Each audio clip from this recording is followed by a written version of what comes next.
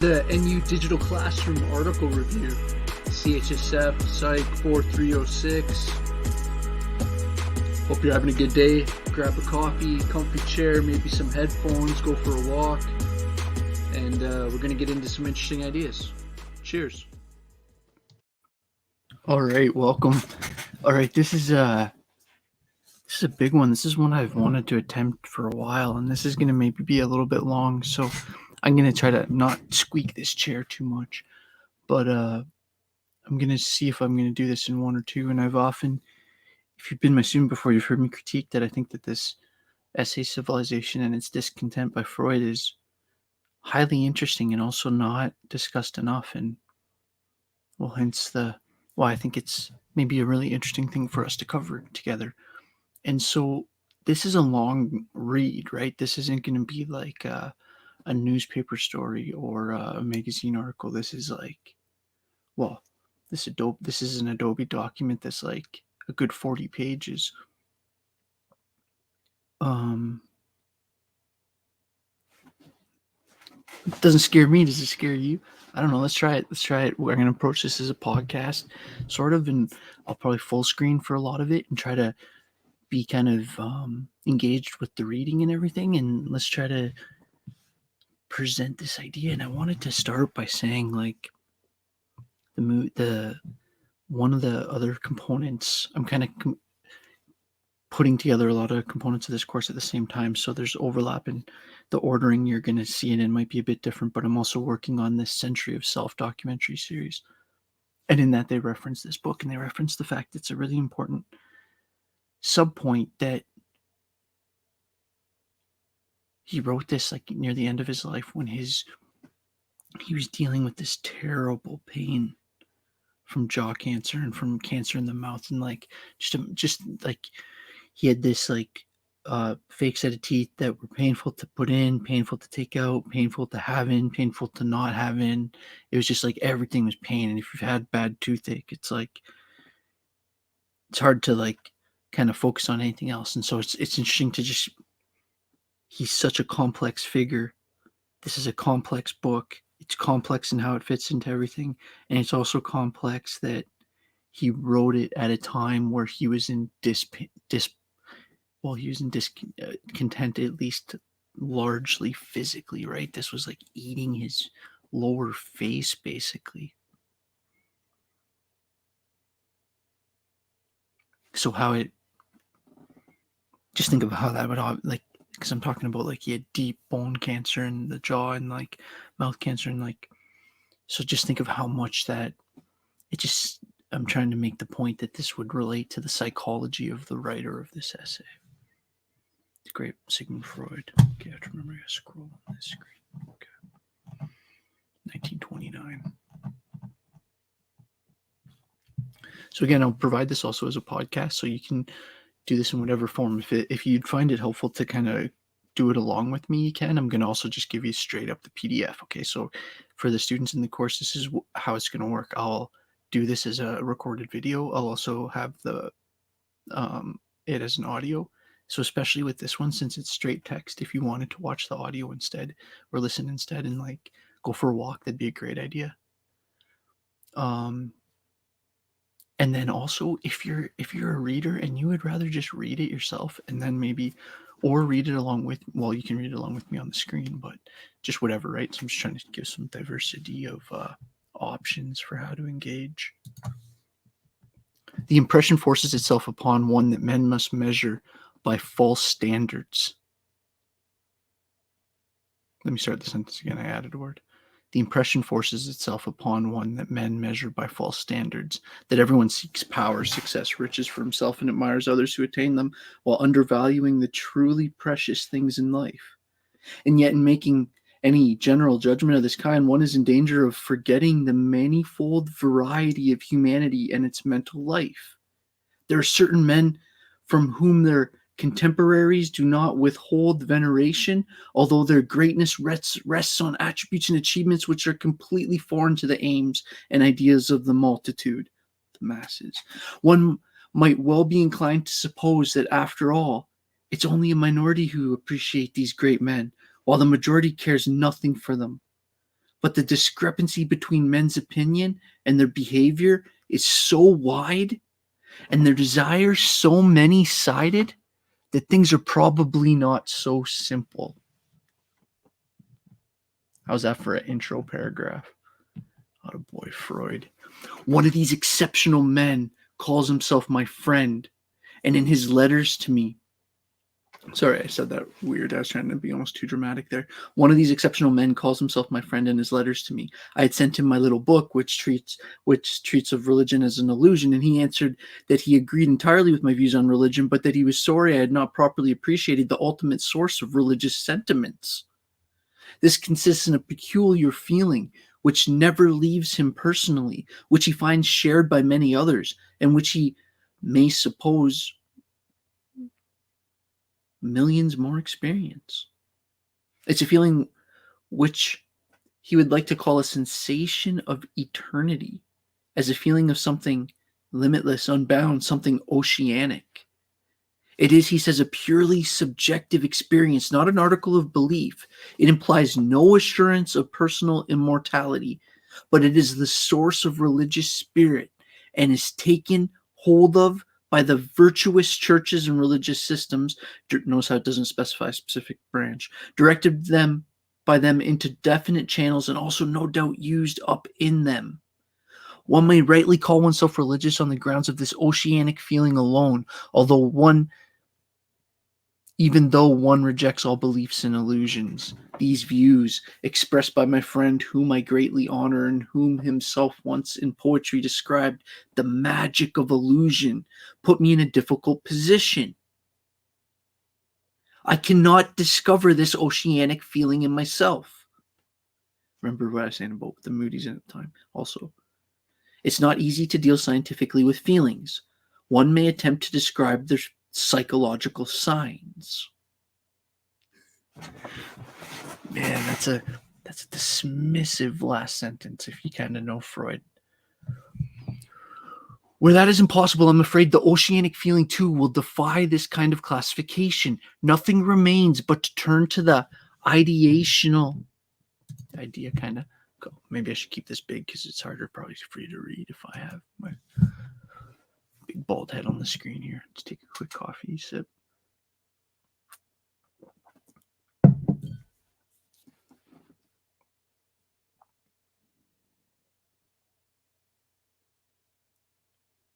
Where that's impossible, I'm afraid the oceanic feeling too will defy this kind of classification.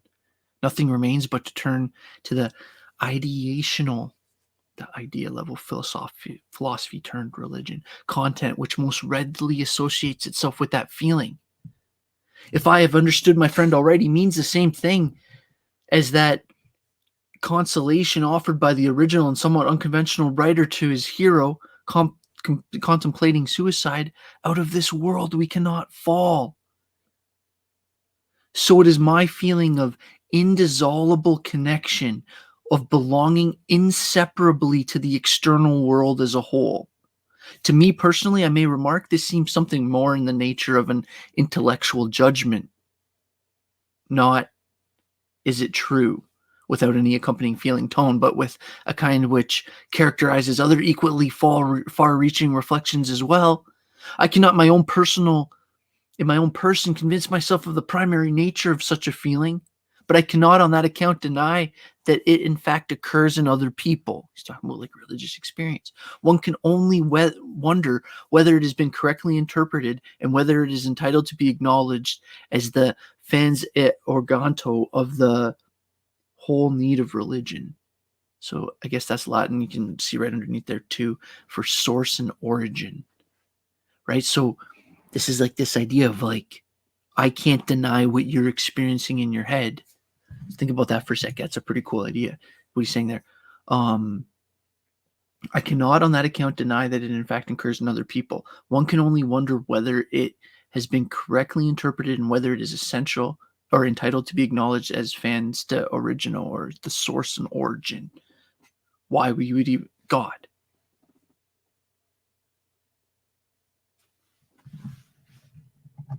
Freud saying, I'm not denying that you're having an experience. We might just So it's interesting, right? He's having this response to his letter from his friend. I have nothing to suggest what could effectively settle the solution of this problem. The idea that man should receive imitation of his connection with the surrounding world by a direct feeling which aims from the onset at serving this purpose sounds so strange and is so incongruous with the structure of our psychology that one is justified in attempting a psychoanalytic, that is, genetic explanation of such a feeling. He's basically saying what you're suggesting, if you're saying that spirituality and religion is real, what you're suggesting is so major. It's actually not Freud not taking it seriously. It's not him dismissing it. He's saying that if what you're saying is real, it's actually such a big deal that it would have to have biological implications. Sorry, I'm not angry or anything. I'm just trying to stay amped up to try to not be boring reading this. Be boring to the listener, I mean. I love this stuff. I could do this all day. Normally, there's nothing we're more certain of than the feeling of ourself, our own ego. It seems to us a independent, unitary thing, sharply outlined against everything else. That is a deceptive appearance. And that, on the contrary, the ego extends inward without any sharp delimitation into the unconscious mental entity that we call the id, and to which it forms a facade. Was discovered by the psychoanalytic research, and the latter still has much to tell us about the relations of the ego to the id. Right, so the ego, this mask that we have, the id, this kind of instinctual, unconscious. But towards the outer world, at any rate, the ego seems to keep itself clearly and sharply outlined and delimited.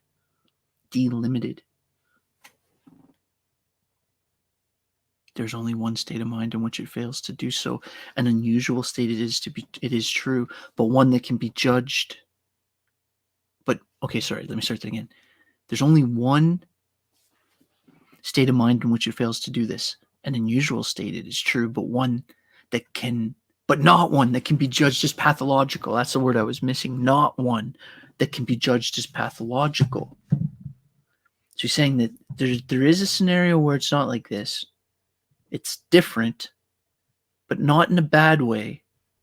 Not one that would be judged as pathological. At its height, the state of being in love threatens to liberate the boundaries between ego and object. Against all the evidence of his senses, the man in love declares that he and his beloved are one, and is prepared to behave as if it were a fact, a thing that can be temporarily effaced by a physiological function, must also, of course, be liable to disturbances by morbid processes.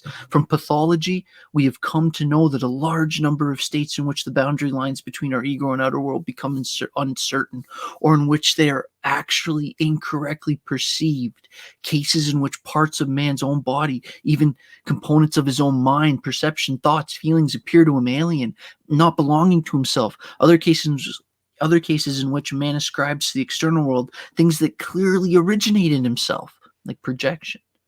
Remember, this is Freud, and that ought to be acknowledged by him. So the ego's cognizance of itself is subject to disturbance, and the boundaries between it and the outer world are immovable. Are not immovable. What a word to mess up in that sentence. Let me say that again. The ego's cognizance of itself is subject to disturbance, and the boundaries between it and the outer world are not immovable. Which is a complicated way of saying that can move, not movable.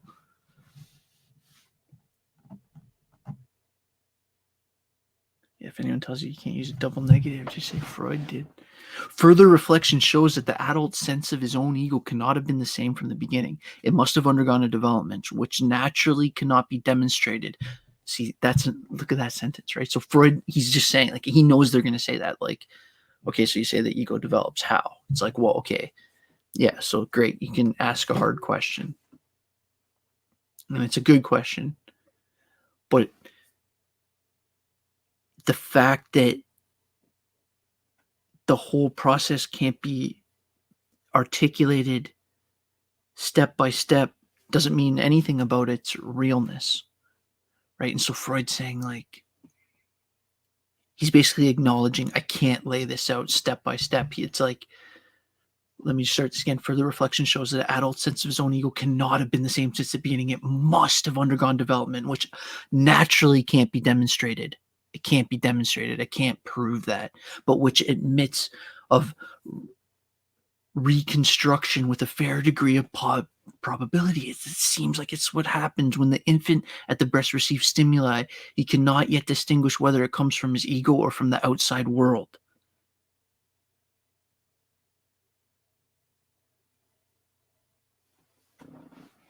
I hope the students coming from a background of developmental psychology catch the incredible depth of that sentence.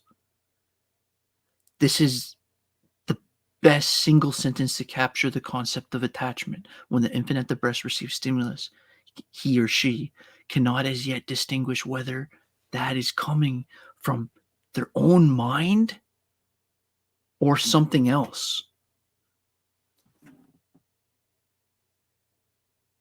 He learns it gradually as a result of various exigencies. What does that word mean? One sec here. I'm going to just look these up and not just breeze over it. An urgent need. So think about that. Yeah, I should keep this open. I'll just keep it right on. We'll go with Webster Dictionary. A quality or state of being, urgent.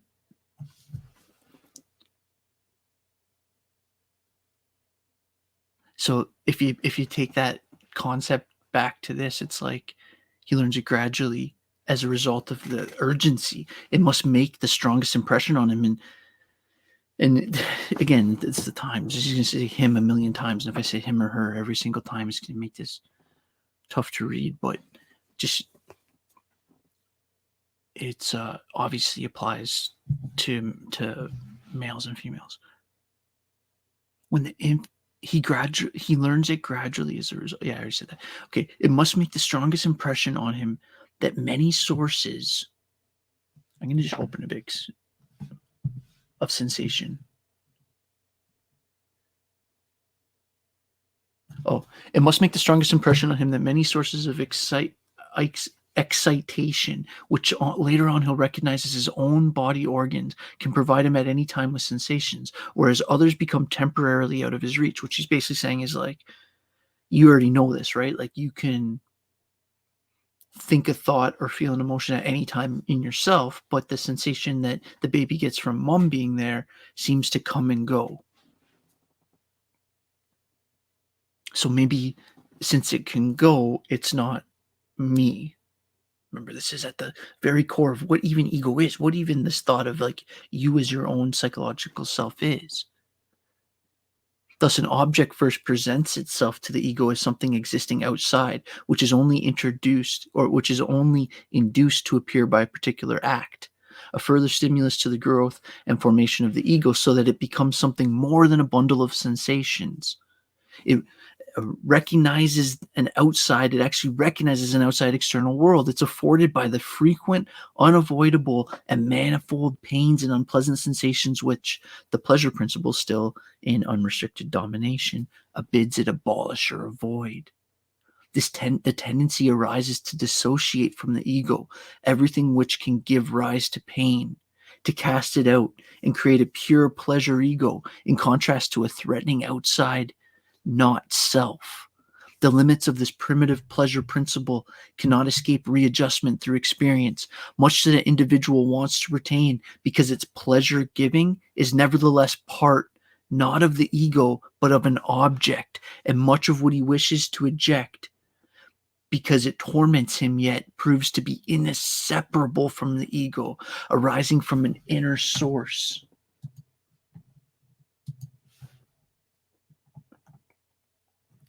Inner source.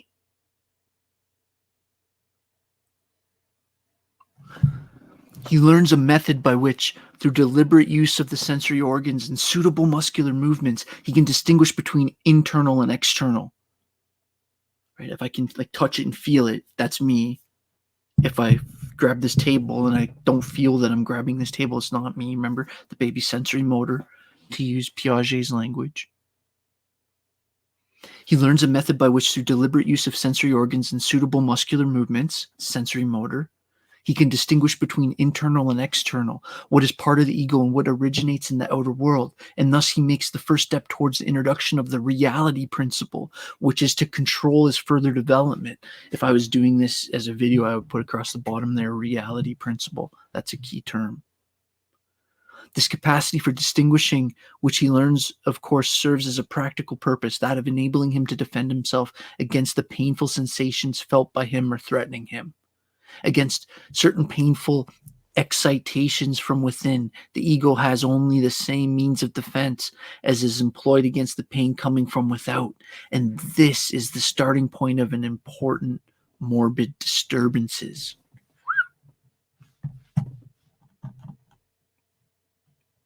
In this way, the ego detaches itself from the external world. It is more correct to say, originally the ego includes everything. Later, it detaches itself from the external world. The ego feeling we are aware of now is thus only a shrunken vestige of a form far more extensive feeling, a feeling which embraced the universe and expressed an inseparable connection of the ego with the external world. If we may suppose that this primary ego feeling has been preserved in the minds of many to a greater or lesser extent, it would coexist like a sort of counterpoint with the narrower and more sharply outlined ego feeling of maturity, and the ideation content belonging to it would be precisely the notion of limitless extension and oneness with the universe, the same feeling that is described by my friend as oceanic. But have we any right to assume that the original type of feeling survives along the ladder which one has developed from it? Undoubtedly we have. There is nothing unusual in such a phenomena, whether in the psychological or in other spheres. Where animals are concerned, we hold the view that the most highly developed have arisen from the lowest. Yet we find all simple forms alive today. The great saurians are extinct and have made way for the mammals, but a typical representative of them, the crocodile, is still living among us. The analogy may be too remote, but it is also weakened by the fact that the surviving lower species are not, as a rule, the true ancestors of the present day, but are not necessarily the true ancestors of the present day, more highly developed types. The intermediate members have mostly died out and are known to us only through reconstruction. That's super interesting, especially if you look at like human evolution, right? And you look at like the move from Homo erectus to Homo sapien. It's like Freud's saying we know the general story. There might be parts of that are completely missing. Since the time we recognized the error of supposing that ordinary forgetting signified destruction or annihilation of the memory trace. Or wait, it jump spots. I'm only on the second sentence at the top. Sorry, I started the second sentence of the paragraph below. The intermediate members have mostly died out and are only known to us through reconstruction. In the realms of mind, on the other hand, the primitive type is so commonly preserved alongside the transformation which have developed of it that it is superfluous to give instances and proof of it. When this happens, it is usually the result of a bifurcation in development. One quantitative part of an attitude or an impulse has survived unchanged while others have undergone further development. This is going to be a multi-part video. I'm only on page 4. Maybe I'll do 5. Do 5 pages. We're getting up to 25 minutes here. Remember, this is Freud's Civilization is Discontent. I should put that as just real quick. That's a good banner. Because here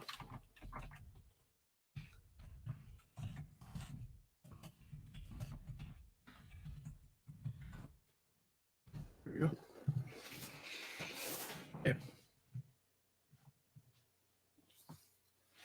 This brings us very close to the more general problem of conservation in the mind, which so far hardly has been discussed, but is so interesting and important that we may take an opportunity to pay it some attention, even though its relevance is not immediate. Since the time when we recognized the error of supposing that ordinary forgetting signified destruction or annihilation of the memory trace, we have been inclined into the opposite view that nothing once formed in the mind could ever perish, that everything survives in some way or another and is capable under certain circumstances of being brought to light again, as for instance, when regression extends far back enough. One might try to picture oneself what this assumption signifies by comparison taken from another field. Let us choose the history of the Eternal City as an example. Historians tell us that the oldest Rome of all was the Roma Quadrata, a fenced settlement on the Palatine. Then followed the rise or the phase of the Septenonium. Sorry if I get some of this Latin wrong. When the colonies on the different hills united together, then the town which was bound by the Servian wall, and later still, after all the transformations in the period of the Republic and the early Caesars, the city which the Emperor Aurelian enclosed by his walls. We will not follow the changes the city went through to any further. So this is the thing about Freud, right? He's just assuming you know that. He's just assuming that we know about Roman history and about Greek philosophy and about, he's assuming a certain level of the readership, which is awesome, and which is why the more you read Freud, it's like every time you see something new, because you yourself have changed, you're catching little things that you didn't catch before, like this complicated link between the Greco-Roman world and, well, everything, except for a few gaps. He will see the wall Aurelian almost unchanged. He can find sections of the Servian rampant at certain points where it has been excavated and brought to light. If he knows enough more of the present-day archaeology, he may perhaps trace out the structure of the town, the whole course of this wall, and outline it. Of the buildings which were once occupied in this ancient ground, he will find nothing but mere fragments, for they no longer exist. With the best information about Rome and the Republican era, the utmost he could achieve would be to indicate the sites which the temple and public buildings of the period stood. She's like, you could love Roman history the most out of anyone ever, and the most you can do is go to Rome and maybe map out where a building that you love used to be. These places are now occupied by ruin, but the ruins are not those of the early buildings themselves, but of restorations of them in later times and fires and demolitions. It's hardly necessary to mention that all these remains of ancient Rome were found woven into the fabric of a great metropolis which had arisen in the last few centuries since the Renaissance. There's absurdly much that is ancient still buried in the soil under the modern buildings of the town. This is the way in which we find the antiquities surviving in historic cities like Rome.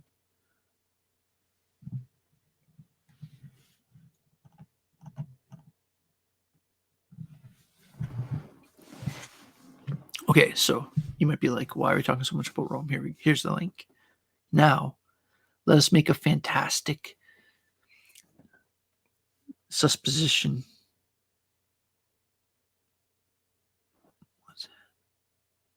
Supposition. I don't know why that threw me off. Now let's make the fantastic supposition that Rome was not a human dwelling place, but a mental entity.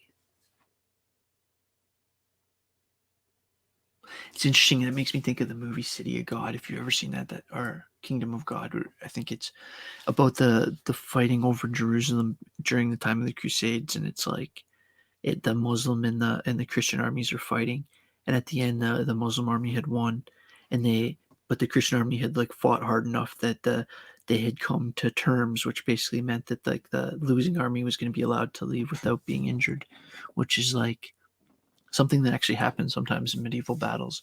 And as there's this like classic scene in the movie where the leaders of the two sides are passing, and the one says to the other, like, what is even Jerusalem? And then the other one says, like, nothing. And then he stops and he looks and he says, everything. And it's like, you could say what they said there about Jerusalem, you could say that about Rome too, right? Like, Rome was just an idea, but it was also the most powerful empire in all time, until maybe the States or whatever. But like Freud's saying, let's make this fantastic claim, supposition, that Rome was not just a human dwelling place. He's obviously saying like it was obviously a place where people were, but it was also a mental entity with just as long and varied of a past, that is, in which nothing once constructed has perished, and all the earlier stages of development had survived alongside the latest. This would mean that Rome in the palaces of Caesar were still the standing place on the Palatine, and the Septonium and the Separatist service was still towering in its own height. So it's saying like the old temples on top of the more recent the more recent temples on top of the older temples on top of the older temples. It's like this is all built on each other, both literally and also from a psychological mind perspective. But more still, where the Palazzo Caffarelli stands, there would also be, without this being removed, the temple of Jupiter, Capitolinus, not merely in its latest form, moreover, as the Romans of Caesar saw it, but also in its earlier shape, when it still wore the Etruscan design and was adorned with a terracotta antifaxi. I think that means outside artifact layer. Where the Colosseum stands now, we could at the same time admire Nero's golden house, or the Piazza of the Pantheon. We would surely find out only that indeed that the same ground would support the church of Santa Maria Sopra Minerva and the old temple over which it was built, and the observer would need merely to shift the focus of his eyes, perhaps, or change his position in order to cap a full view of either one of them, one or the other. Sorry, I messed that up because I was thinking it's such an interesting point because he's saying like you could go there and you see these ruins buried on top of each other, these great civilizations. And, especially Rome is so interesting because it could be like the ancient Romans. And then you could see this like more modern Christian temple. And it's like, he's saying you could just like be looking this way and then look this way and see like remnants of these ideas. And he's trying to make a metaphor for the mind here. Yeah, we'll probably go, we'll finish this section. I'm going to go full screen. Take that ticker off for a sec there. There's clearly no object in spinning this fantasy further. It leads to the inconceivable or even the absurdities. If we try to represent historical sequence in spatial terms, it can only be done by juxtaposition, like this in relation to the other thing. Like this thing came before this, and this came after this. So juxtaposition means like it's positioned in relation. In space, the same space will not hold two contents. Our attempt seems like an idle game. It has only one justification. It shows us how far away from mastering the idiosyncrasies, the specific personal aspects of mental life we are by treating them in terms of visual representation. There is one objection, though, to which we must pay attention. It questions our choosing in particular the past history of a city to liken it to the past of the mind. I'll say that again. It questions our choosing in particular the past history of a city to liken to the past of the mind. Even for mental life, our assumption that everything past is preserved holds good only on condition that the organ of the mind remains intact and is structured, has not been injured by trauma or inflammation, meaning this idea of like newer minds building on older minds, and that being a good thing only makes sense if there's this continual development and there's not a perversion or what he's calling like a trauma or inflammation. Destructive influences comparable to that of morbid agencies are never lacking in the history of any town, even if it has less checkered of a past than Rome. Even if, like London, it has hardly ever been pillaged by an enemy. Demolitions and the erection of new buildings in the place of old occur in cities which have had the most peaceful existence. Therefore, a town is from the onset unsuited for the comparison I have made of it with a mental organism. We admit this objection. We will abandon our search for a striking effect of contrast and turn to what is after all a closer object of comparison, the body of an animal or of a human being. Here too we find the same thing. The early stage of development are in no sense still extant, right? So they haven't extinct. They have been absorbed into the later features for which they supplied the material. The embryo cannot be the embryo cannot be demonstrated in the adult. The thalamus gland in childhood is replaced after puberty by connective tissue no longer exists itself. In the marrow bone of a grown man, it is true, trace the outline of the childish bone structure, but this latter is no longer survives itself, the actual child bone structure. It lengthened and thickened until it reached its final form. The fact that a survival of all the earlier stages alongside the final form is only possible in the mind, and that it's impossible for us to represent a phenomena of this kind in visual terms. Perhaps we're going too far with this conclusion. Perhaps we ought to be content with the assertion that what is past in the mind can survive and need not necessarily perish. It is always possible that even in the mind, much that is old may be so far obliterated or observed. Let me start that sentence again. Sorry. It is always possible that even in the mind, much that is old may be so far obliterated or absorbed, whether normally or by way of exception, that it cannot be restored or reanimated by any means, or that survival of it is always connected with certain favorable conditions. It is possible, but we know nothing about it. We can only be sure that it is more the rule than the exception for the past to survive in the mind. How's that? That's all the Rome stuff was all building that point. Thus, we are entirely willing to acknowledge that the oceanic feeling exists in many people and that we are disposed to relate to it an early stage of ego feeling. The further questions then arise. What claim has this to the feeling to be regarded as a source of the need for religion? What claim has this feeling to be regarded as the source of the need for religion? To me, this claim does not seem very forcible. Surely a feeling can only be a source of energy when it is itself the expression of a strong need.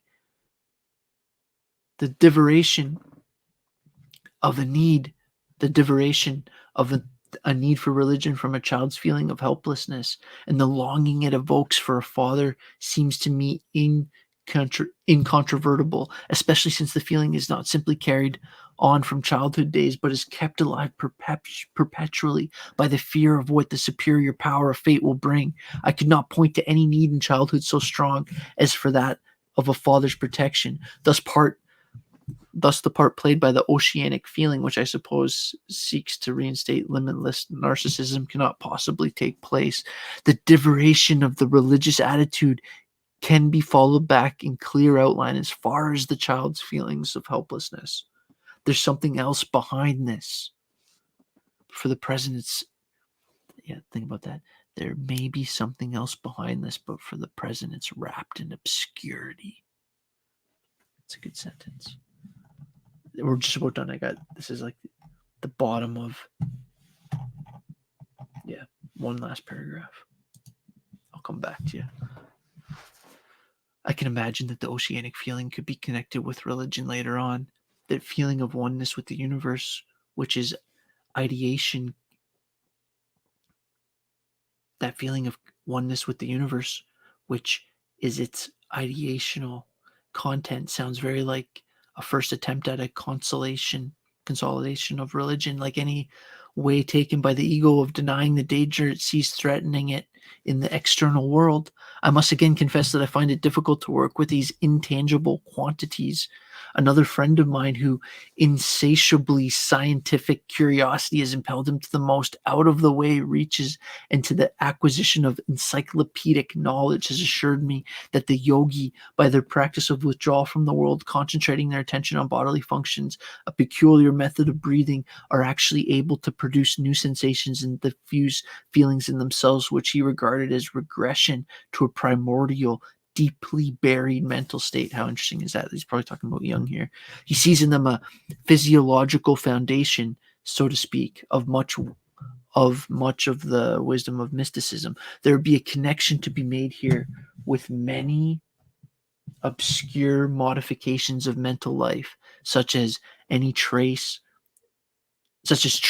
and ecstasy.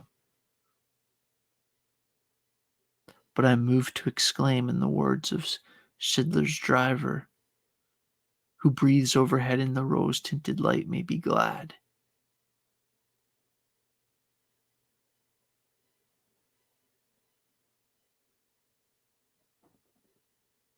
I should make that an assignment for you. Explain that quote. Who breathes overhead in the rose-tinted light may be glad. See you in part 2.